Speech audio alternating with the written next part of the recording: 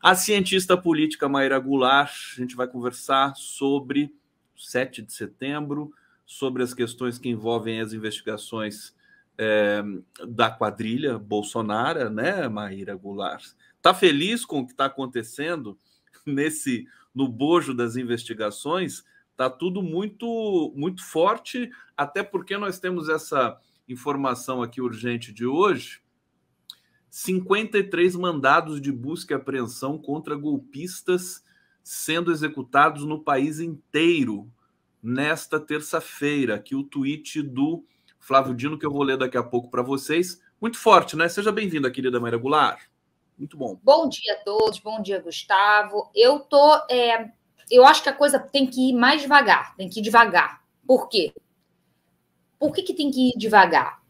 Para que essas informações tenham tempo de chegar naquelas parcelas da população que vivem naquelas que a gente chamava bolhas de dissonância cognitiva. Lembra disso?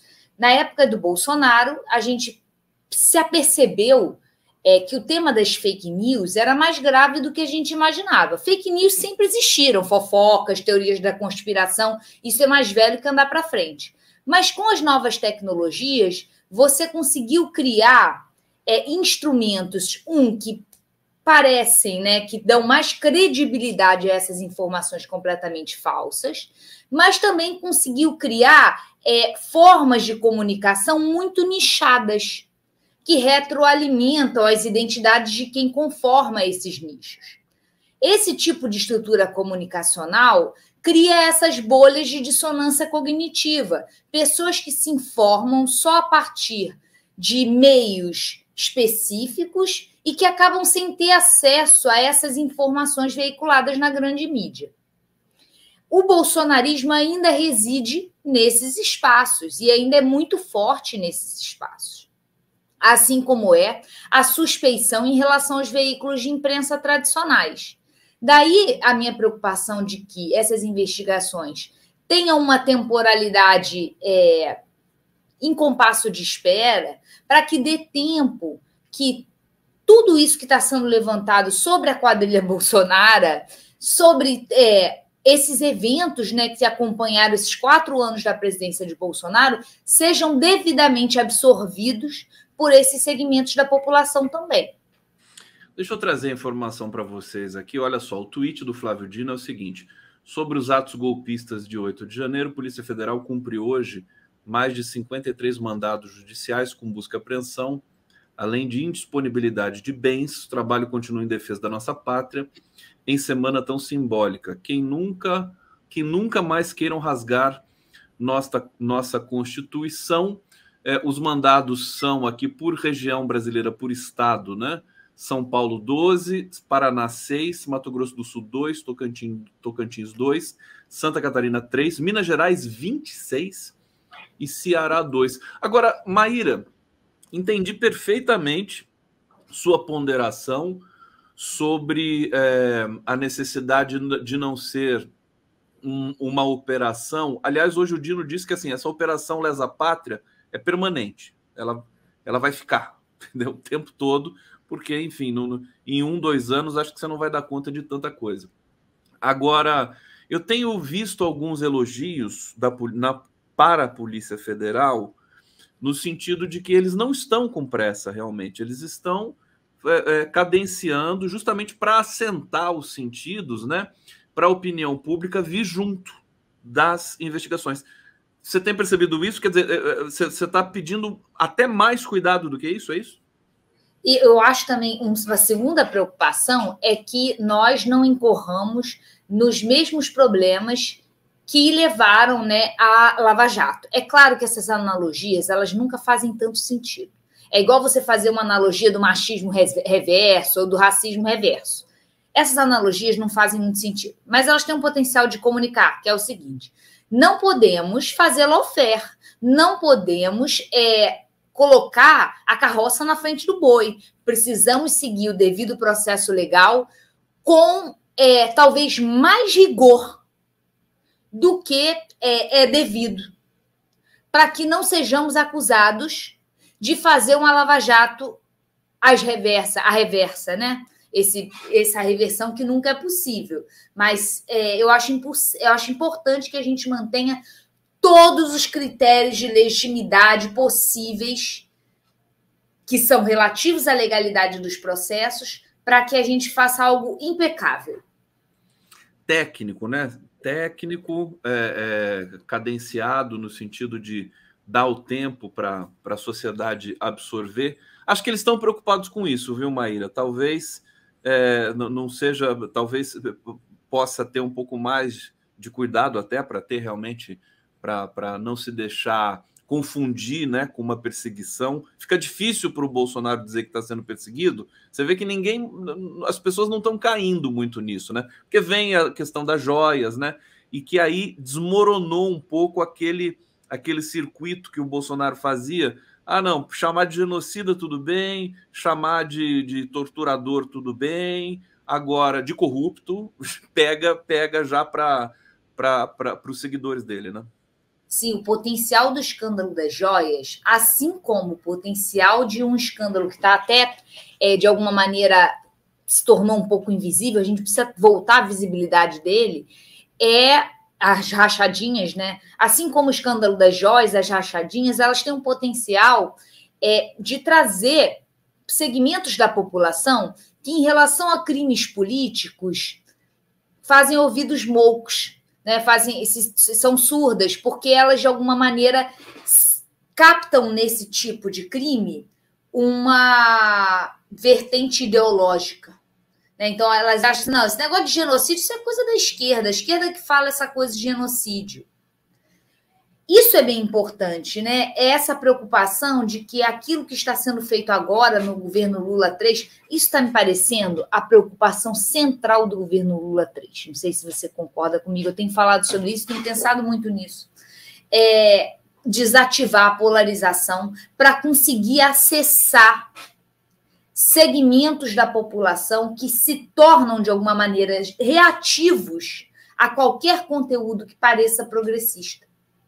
Então, parece que o governo Lula III está desativando a polarização, investindo em temáticas que não sinalizem e não gerem reação desses segmentos, para que, de alguma maneira, você tenha maior porosidade nesses grupos.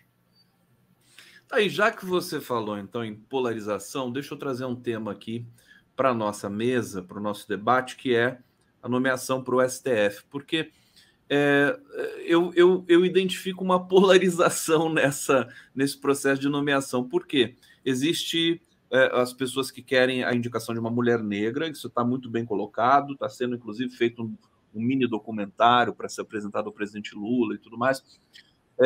Outras pessoas que defendem uma indicação que tem a ver com força política dentro do STF para garantir, né, o andamento aí da consolidação democrática do país. E eu vejo que esses lados não se dialogam muito, há uma espécie de intolerância dentro quem defende X, quem defende Y, dentro do próprio processo democrático de indicação. Você tem analisado esse processo do STF, da indicação? Tenho. E tenho percebido que ele também é conectado com esse propósito global do governo, que é desativar a polarização. Então, eu acredito que nenhum possível ministro que tenha uma identificação ou uma fraseologia que possa aparecer na internet, uma coisa que a pessoa já tenha falado, capaz de sinalizar um entendimento muito progressista acerca dos direitos civis, isso ativa a polarização, e não é o que o governo quer fazer.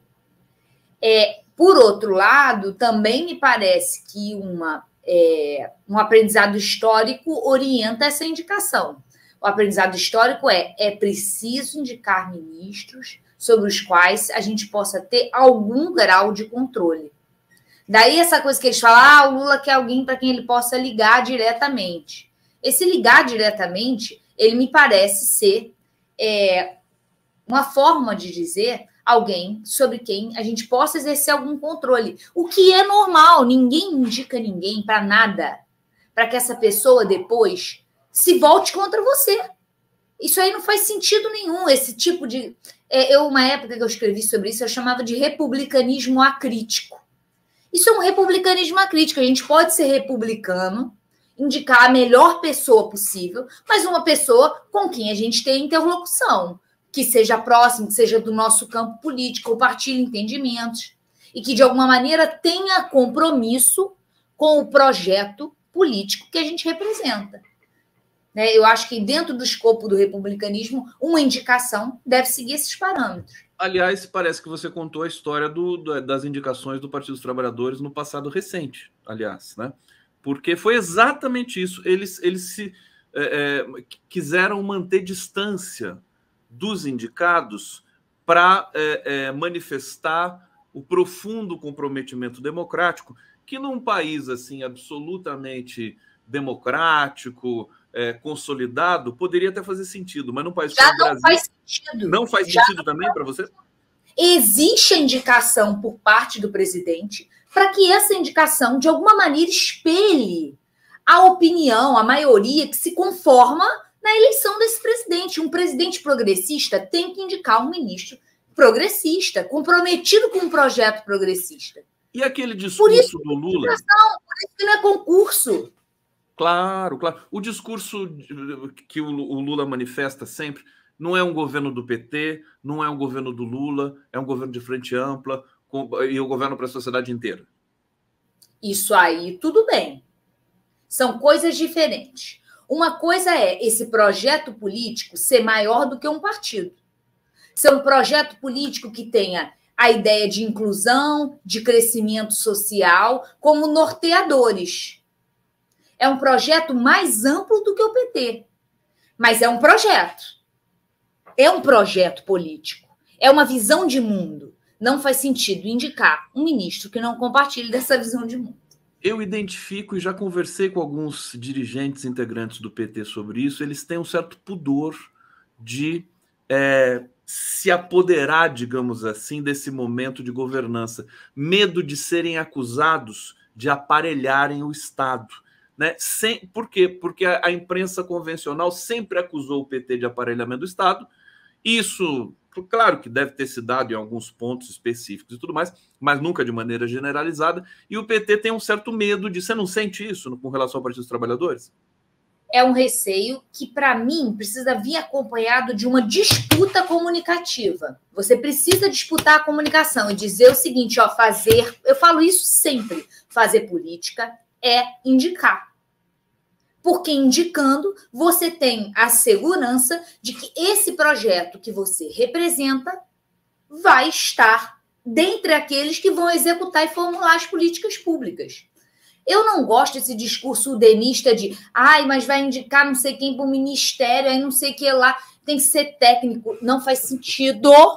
A gente pega um Maquiavel lá em 1500 que já fala o seguinte, a política ela não pode ser mensurada por outras esferas valorativas. No caso, ele falava da religião, mas pode ser falado também dessa suposta técnica. Política não é técnica. Política é disputa, é persuasão, é ser capaz de criar consensos na sociedade.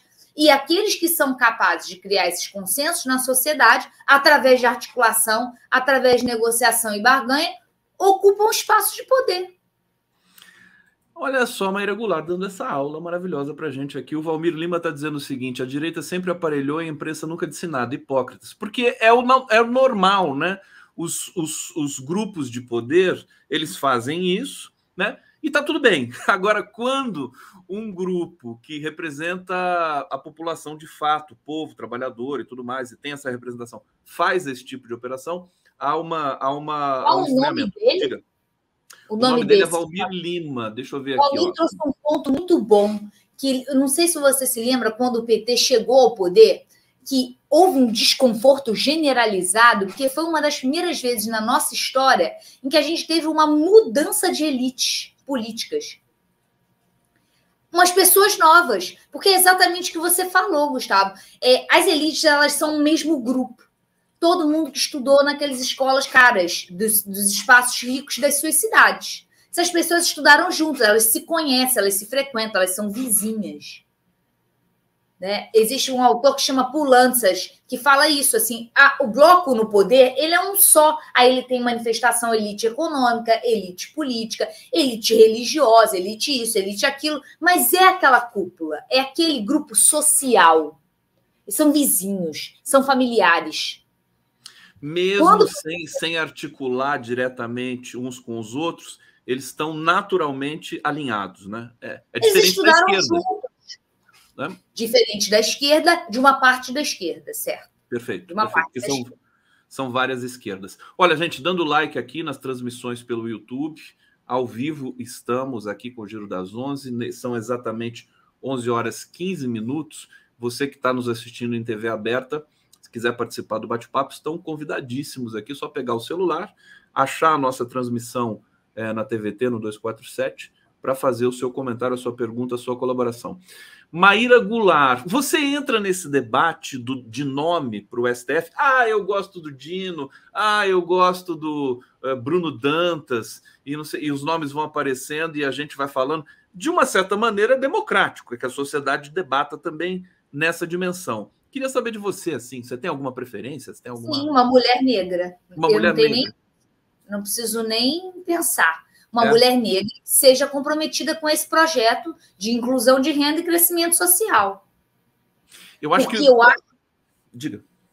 Pode falar. Porque eu acho que é importante que, além da representação de ideias, né, esse compromisso com o projeto de inclusão de renda e distribuição e crescimento social, haja também representatividade nos corpos, física. Uma parcela considerável da população é formada de mulheres negras e elas não se veem, elas não veem seus corpos representados em espaços de poder.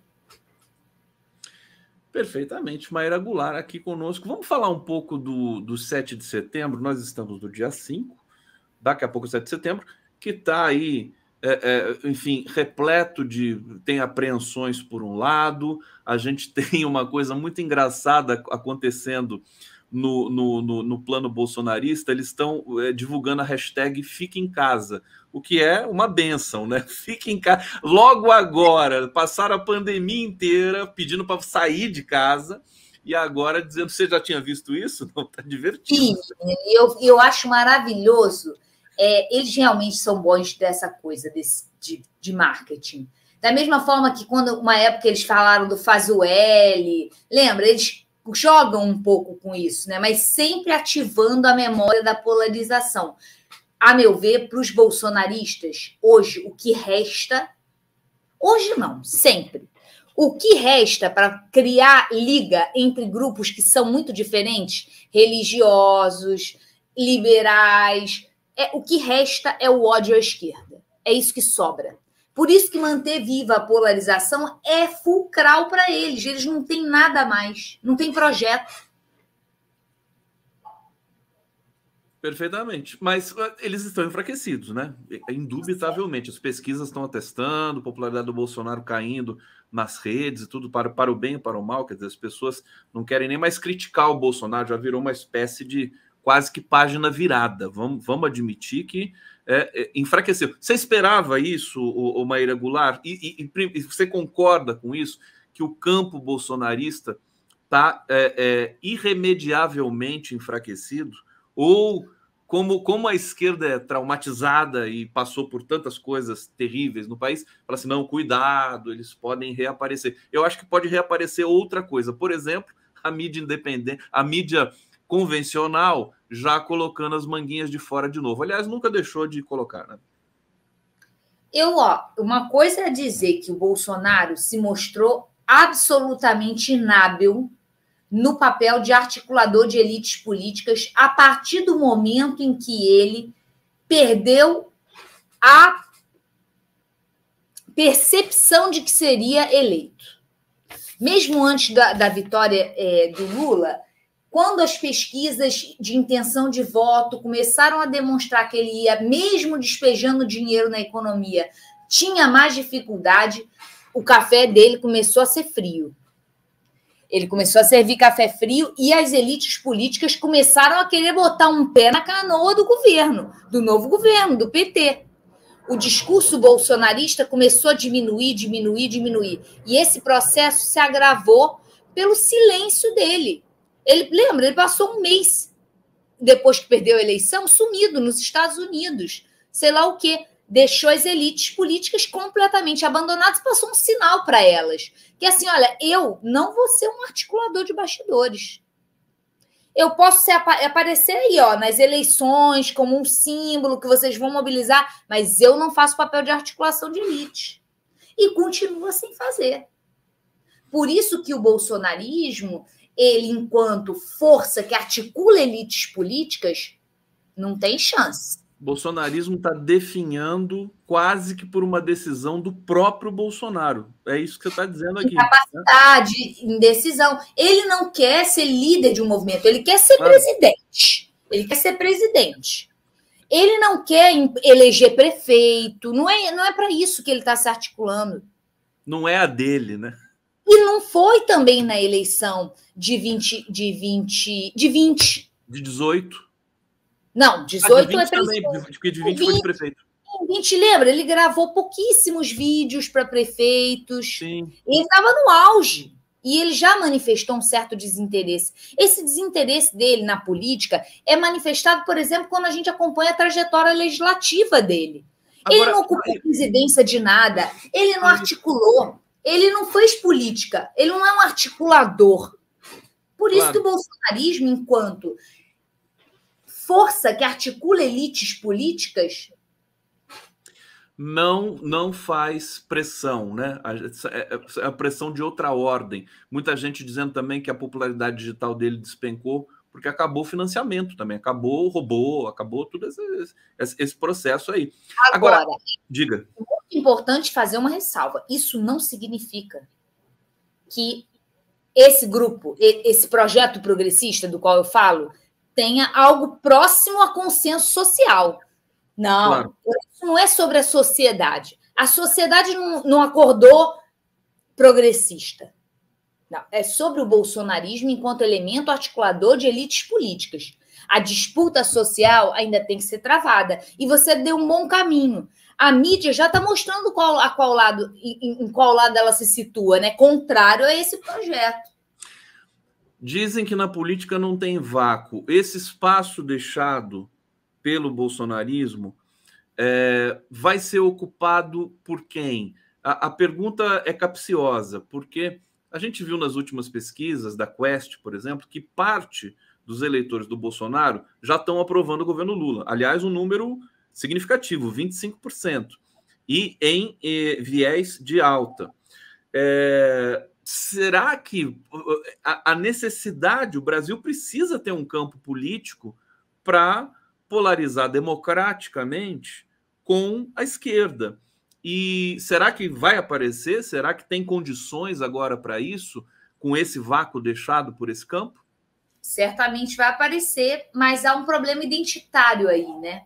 Que é se essa esquerda vai ter uma feição democrática ou essa direita vai ter uma feição democrática, vai ser uma esquerda nos moldes, sei lá, do que o PSDB foi, né? Uma social-democracia que diverge da prioridade dada pela esquerda ao crescimento e desenvolvimento social através da distribuição de renda, tem uma divergência sobre isso, mas concorda com a ideia de inclusão, ainda que divide que a prioridade deve ser da distribuição de renda. Para esse entendimento social-liberal, a prioridade deve ser da rentabilidade dos investimentos econômicos. Ou se a direita vai se assumir enquanto antidemocrática.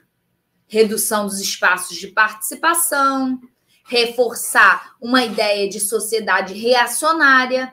Reacionária é o quê? A complexificação do tecido social mediante o empoderamento de minorias. É esse o dilema da direita. Onde é que ela vai apostar?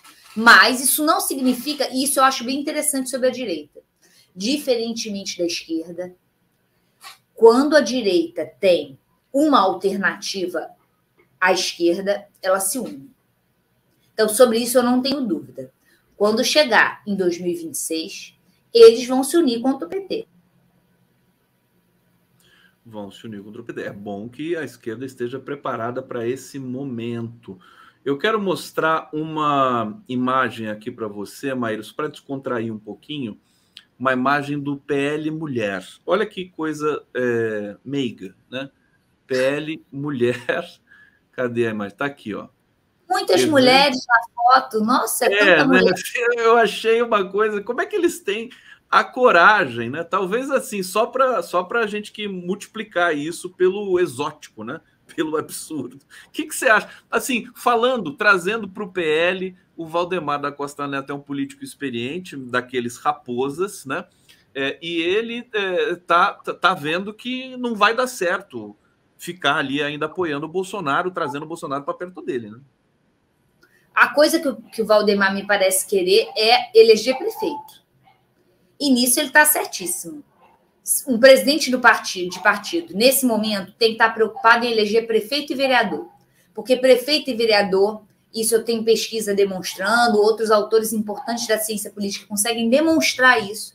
Prefeito e vereador são os principais cabos eleitorais para deputado federal e para governador. Mas deputado federal, que é quem vai controlar o Congresso em 2026. Então, para eleger deputado federal, tem que eleger prefeito e vereador. Então, todos os esforços têm que estar canalizados para isso. O Valdemar não é maluco, está fazendo isso. Bolsonaro é maluco, não está fazendo isso. É maluco não, é autocentrado. Ele é autocentrado, ele não é um bom articulador, ele não é uma elite política, um quadro positivo, assim, um quadro que tenha técnica. Inclusive de difícil relacionamento, o próprio Valdemar reclamou recentemente, reclamou muito do Bolsonaro nesse sentido, falou que ele é muito egocêntrico, individualista, e quando lhe foi perguntado pelo Lula, ele falou, Lula elogiou o Lula, né? Rios de elogios ao Lula, porque o Lula é esse cara, por isso que ele consegue realizar o que ele consegue, né, Maíra? Vamos admitir isso, é importante, né? O Lula é um grande articulador. Um saber técnico. E o Lula domina esse saber técnico, né? Ele tem um saber técnico. A questão, para mim, me parece ser a seguinte: ele entende que política é negociar. Mas não pode ser só negociar. Tem que ter algum limite nisso. E, para mim, o limite está me parecendo que é a relação com as Forças Armadas. A gente conversa muito sobre isso, né? As Forças Armadas se mostraram golpistas e comprometidas com um projeto político contrário ao que foi sufragado nas urnas em 22.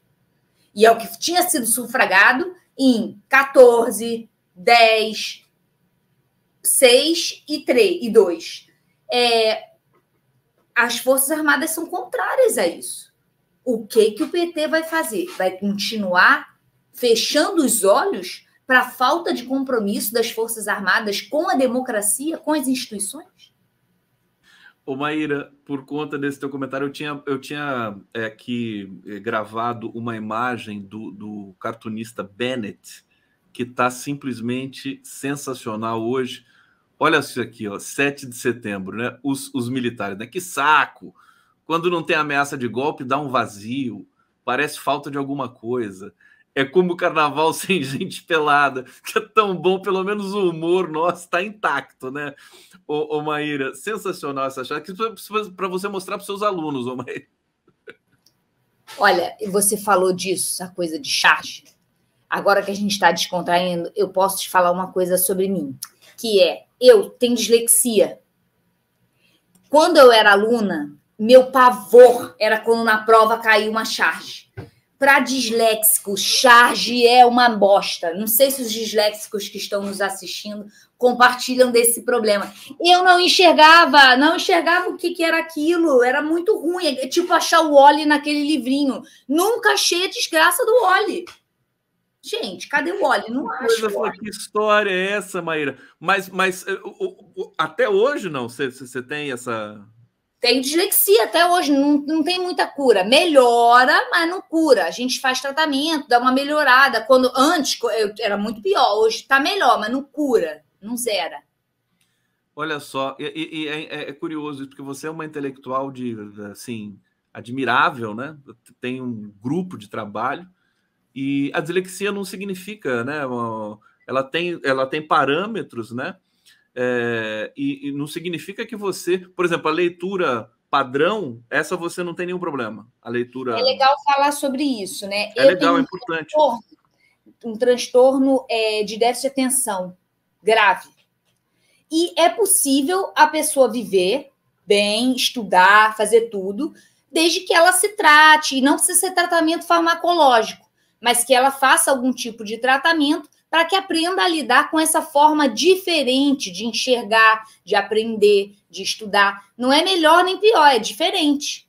Depois que você aprende, a gente lê de uma maneira diferente, a gente aprende de uma maneira diferente, mas não é um obstáculo. Eu sempre falo isso para os meus alunos e para as pessoas que se sentem, de alguma maneira, com problemas de aprendizado, né? Problemas de aprendizado graves, assim, porque hoje em dia tem uma certa banalização desse diagnóstico, que deixa as pessoas que têm problema de aprendizado grave não sem lugar. Perfeitamente. E como toda questão de ordem cognitiva, ela deve promover um ganho também em outras dimensões, né? Um ganho em outras dimensões. Nos estudos de linguística de cognição, a gente viu isso com muita atenção. Deixa eu pegar aqui comentários. O Fernando Bai, o erro da esquerda, se sentir moralmente superior. Isso é fantástico, hein? Que ele está dizendo aqui. Isso é real e isso precisa ser trabalhado, né? Precisa ser trabalhado. Fernando, é essa a causa da gente não disputar o tecido social. É quando alguém vira para a gente e faz um comentário absurdo, tipo, vacina vai fazer você ser viado. Você falar assim, meu Deus, deixa esse cara falando sozinho, vou tirar ele do meu Facebook, vou tirar ele do meu Instagram, não vai ser mais meu amigo. Disputa esse cara, disputa o motorista do Uber. Tem que disputar, a gente não é moralmente superior, a gente tem que disputar o consenso social. As ideias que a gente acredita não são autoevidentes. Esse é um lema que a gente tem que é um mantra que a gente tem que cantar para nós mesmos. Não somos autoevidentes. O que a gente defende não é autoevidente. Maíra, você é demais, Maíra. Deixa eu pegar aqui um comentário do... Olha, Rafael Ficina. Maíra Vocês estão lendo aqui, né? Como nós estamos em TV aberta, eu não vou dizer aqui com todas as letras, mas a Maíra é exatamente isso. Gisele Cali Avelar, eu a compreendo, tenho descalculia, que é diferente, né, de dislexia. Leonardo Fittipaldi Torga, Maíra, para nós disléxicos, é um grande exercício. Suzana Cardoso da Silveira, amo Charges. E o Júlio César Beraldi está dizendo, a yoga te ajudou, Maíra? Ele sabe que você fez yoga? Que eu sou professora de yoga, gente? Eu sou professora de yoga. Você é professora de yoga? Sou. Me ajudou muito. Me ajudou, me ajuda, é tudo na minha vida. Que coisa fantástica. Por isso que você tem tanta, enfim, firmeza, junto com serenidade aqui conosco. Maíra, a gente falou do 7 de setembro, mas não avançamos num ponto que eu queria que você avançasse um pouco, que é o seguinte. Eu estou muito incomodado com essa data, para mim, famigerada. Eu acho que é consenso entre historiadores que o 7 de setembro é uma fraude, inclusive racista. Como é que você vai trabalhar uma data dessa que tem um significado vazio, que só serve a essa simbolização de forças armadas e tudo mais? Você vai associar a democracia, a Amazônia com uma data dessa? Eu estou incomodado, eu queria ouvir você sobre isso. Compartilho do mesmo incômodo, que é o que eu tentei começar a conversa quando eu falei de forças armadas. Eu não acho racional, eu não acho justo a gente continuar com esse discurso isento sobre as Forças Armadas. As Forças Armadas, elas, no passado, já se provaram corruptas, incapazes, genocidas, e atualizam isso. Elas mostraram que elas estão atualizando esses valores. Não são valores que ficaram naqueles que estão no passado. Eles se atualizam, eles fazem questão de manter células de reprodução desses valores. Então, eu não entendo fazer um 7 de setembro cuja preocupação é vamos recuperar os símbolos nacionais e as Forças Armadas. Não, a gente precisa refletir sobre esses símbolos, refletir sobre as Forças Armadas. Essa era uma oportunidade para fazer isso. Essa era uma oportunidade para um governo que representa uma ideia de democracia e de inclusão mostrar que é diferente. Agora, é aquilo que eu te falei, Gustavo. Eu acho que o que está norteando o governo Lula 3 é algo que listaram como o que vai estar no conteúdo do pronunciamento do Lula. Não sei se você viu isso. Lula vai fazer um pronunciamento de 1 hora e vai falar de democracia, soberania nacional e resgate da união das famílias. Para mim, o que isso significa? Que é o que está norteando o governo. O que está norteando o governo é desativar a polarização para disputar, oxalá, inclusive em termos valorativos, os segmentos em que foram atraídos pelo bolsonarismo, os segmentos populares. Inclusive nos costumes? Inclusive, é o seguinte, o que eu quero dizer? O governo está tentando, de alguma maneira, deixar de lado o discurso sobre direitos civis, que é o que você está chamando de costume, mas eu não gosto de chamar de costume, porque eu acho que racismo não é um costume, é um crime contra o direito civil, mas o governo não quer discutir sobre isso. Ele não quer falar de direito civil. Ele quer falar de união, de economia, de dinheiro, de investimento, de saúde, de educação. Tudo que é passível de ser capturado pela polarização, ainda que de uma maneira burra. Porque tem temas que são capturados pela polarização e que não tem nada a ver. Por exemplo, meio ambiente é capturado pela polarização. Mas não faz muito sentido. Por isso que o governo está desaquecendo esses setores, tanto que ele diminuiu recursos para o Ministério do Meio Ambiente, desaquecendo esses setores e esses discursos e esses conteúdos que ativam a polarização, por exemplo, uma crítica às Forças Armadas, em prol de discursos de unidade, de aquilo que ele está chamando de recuperar a união da família. Desativa essa polarização, que aí essa pessoa de 2 a 5 salários mínimos, que era chefe de família e que ele estava brigando com o filho dele, que é homossexual, ele pelo menos para de brigar com o filho e começa a voltar a não se tornar reativo a qualquer conteúdo progressista. Então, você acha que esse papel que o governo está exercendo em cima do 7 de setembro é positivo? Eu acho que obedece a uma estratégia. Tá. O que, para mim, já está bom. Já está de bom tamanho. Porque me parece que nos governos anteriores, eles não deram a devida atenção à importância de disputar a sociedade. Ou seja, fizeram aquilo que o nosso ouvinte, nosso participante falou. Superioridade moral, as pessoas vão com a gente. As pessoas vão com a gente quando viu a extrema-direita estava aí. Agora parece que há uma preocupação em engajar as pessoas, tanto que temos o PPA participativo, uma série de iniciativas para disputar essa sociedade. Mas essa disputa está sendo feita com a prioridade de temas que dão conforto material. Economia. Que tá indo bem para desespero de alguns setores. Agora, e deixa o 7 de setembro racista para discutir mais adiante? É isso? Discutir quando a gente diga. Perdão, discutir quando a gente tiver mais consenso na sociedade, entendeu? Quando essas pessoas não tiverem tão ativadas pela polarização. Quando elas derem uma relaxada, a gente parte para cima. Oxalá seja isso. Maíra Goulart, vou terminar nosso papo aqui com o comentário do Luiz Fernando Dias. Tem uma filha médica e disléxica, um exemplo de estoicismo e disciplina, não puxou o pai. Obrigado, querido Luiz Fernando Dias. Que bacana, o pessoal se identificou aqui e todo mundo passou a fazer os relatos. Podem continuar fazendo aqui mesmo com a Maíra ausente, porque eu vou liberar a Maíra agora para a gente fazer aqui a nossa sequência do Giro das 11. Maíra, sempre muito bom falar contigo. O público aqui já está totalmente entregue já para você, viu? Todo mundo te adora. Gente, adorei. E lembra, 7 de setembro tem tudo isso, mas é feriado. Vamos focar. Feriado quinta-feira. Isso aqui, eu defendo isso, gente. Feriado na quinta-feira. Feriado. Não, e dia... como é que é o nome o Grito dos Excluídos. Grito dos Excluídos. Sim. Tudo se concentra agora. É feriado, gente. Vai pra praia. Vai se divertir.